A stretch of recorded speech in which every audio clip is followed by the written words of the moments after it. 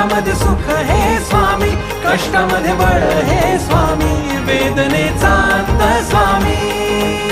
अनंत कोटी ब्रह्मांड नायक महाराजाधिराज